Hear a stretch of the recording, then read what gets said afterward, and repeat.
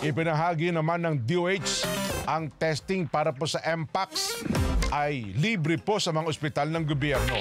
Sinabi po ng Health Secretary Ted Herbosa na nakalikha na po ang PhilHealth ng benefit package para sa Mpox testing dahil sa mauubos na ang mga test kits at kinakailangang bumili ng karagdagan nito.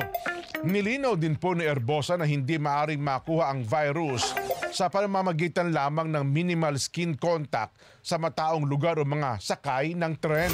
Ganun pala. Kung mga simple lang yon, wala yon, ano ha? Mas mataas ang niyang panganib ng virus sa pamamagitan po ng intimate skin-to-skin contact. Gaya po ng pakikipagtalik. Yan. Anya, maaaring maiwasan pong Mpox virus sa pamamagitan po ng madalas na paghuhugas ng kamay.